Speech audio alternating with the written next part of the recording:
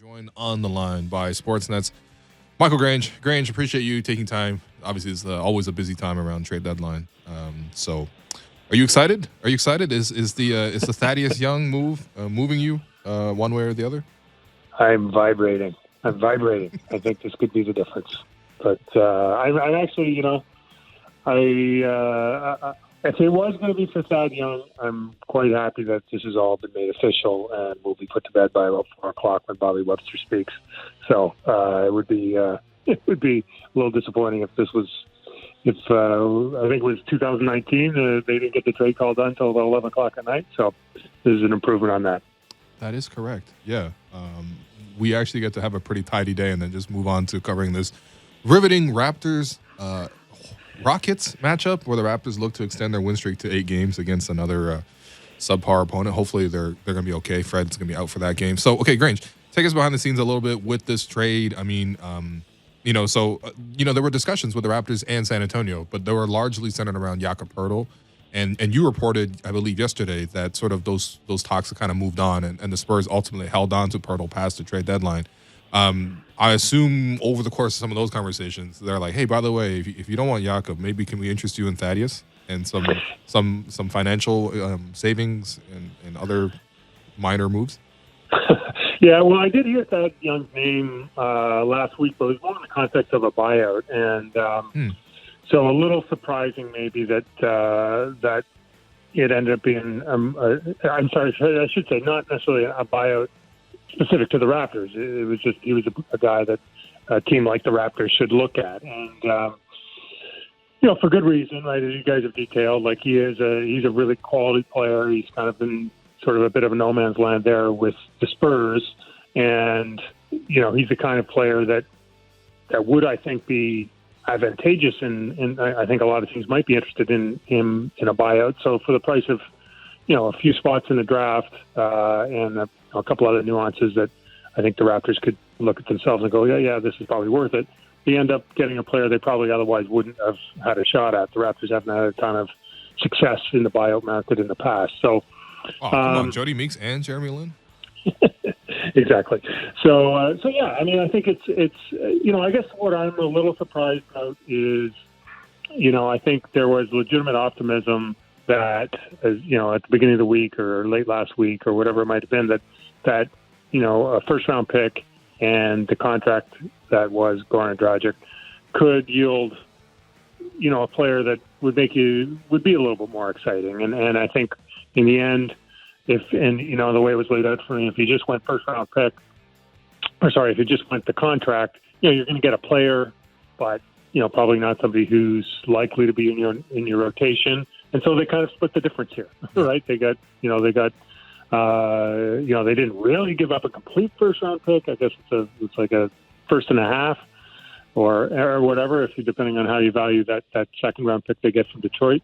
And they get a guy who should be in your rotation, or at least gives you a lot of insurance if, Ken Birch's knee ends up being a bit wonky, or, if you're not completely trusting Chris Boucher and Precious Achua in a playoff situation when things get a little more complex and some of the nuances got to be, there's a little less room for error. So I think if you look at it that way, it's kind of an interesting move. Yeah, for sure. I mean, look, I think the bottom line is the Raptors' rotation expanded from 7 to 8 players. Maybe even 8 to 9, depending on sort of how Nick wants to operate it. Like that's not bad because, obviously the minutes restriction, everything like that is just, there was a big strain on the team. I think with the centers, though, were there any discussions? I mean, I imagine there were obviously discussions for everybody, essentially, right? This is a trade deadline. This is the NBA. Everyone gets discussed. But, with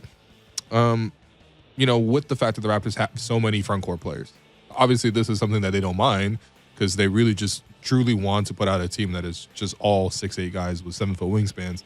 And Thad Young, by the way, is 6'8" and 7-foot wingspan.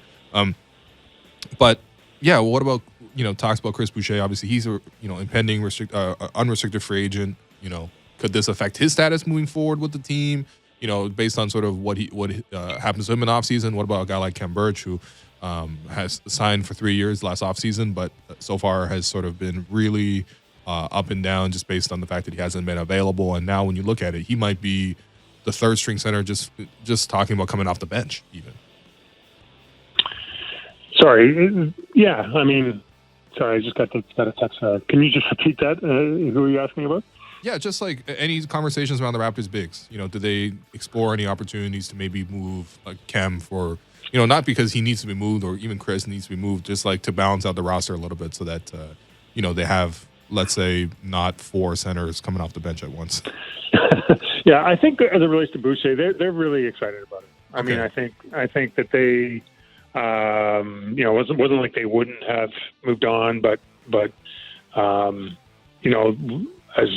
everyone who's been watching knows, the way he's played since, for example, that the Boxing Day disaster, and his own insights into that, the way he's delivered on those insights, the consistency with which he's done it.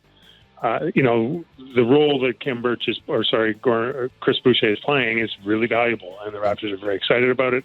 I think they still see some upside there. He's such a late bloomer. Mm-hmm. So, I think the Raptors are happy to be in a situation they still have him and still have his bird rights. Doesn't mean they're going to sign him. It, depends on the market, but I think they would want to. Right. And then with Kem, there couldn't possibly be much of a market for him. He's got 2 years left on his deal. He's got a knee that is now a little bit concerning. He's a good player, not a great player. So I think, if anything, what Thad Young does is it's a little bit of insurance if Kem's knee does end up being more troublesome as this season goes along, or if you end up in a postseason and he can't go because of his knee. So I don't think that there's much of an option there. And Precious Achiuwa probably of that group would probably be the most interesting if you're going to include him in a trade.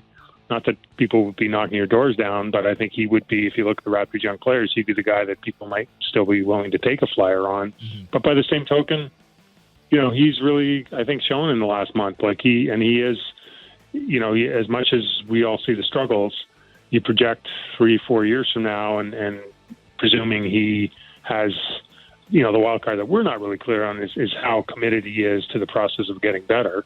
But presuming he is, he's got every tool in the world to do so, and he's shown a few flashes. So I just think that this is, with Thad Young, like I say, it's insurance. I think makes your team a little smarter. I think he can help. He doesn't cloud up your books going forward, and you really got him for nothing if you count. If you look at it from the perspective of what you got from Goran, which was nothing. And you can even make an argument that picking 32nd or 33rd in the draft is preferable to picking 22nd or 23rd, because you don't pick up a guaranteed contract, and you can kind of pick and choose a little bit better in terms of how you want to structure your contract with whoever you do pick there. So I think I think that would be the thinking on it from my point of view. Yeah. Yeah, no, I think the trade in itself makes sense. I think really a lot of the expectations, and, Grange, you've been very generous with your time and coming on the program, and basically every time I always ask you about trades and things like this. And, we even did the whole exercise with Blake of just like all the, potential things Goran and a first could become. We really went through every single NBA roster. So I think maybe there was like more expectations just drummed up on that front. But I think the trade makes sense for the team on multiple fronts. They also have some more financial flexibility. They create this traded player exception, which whatever, I would say like 80% of traded player exceptions don't get used generally. But, that is still another piece that they keep in the, that they keep as a path to make moves in the future. And I think the Raptors are better today, after the trade deadline than before they started it. So I don't know why there would be as much disappointment.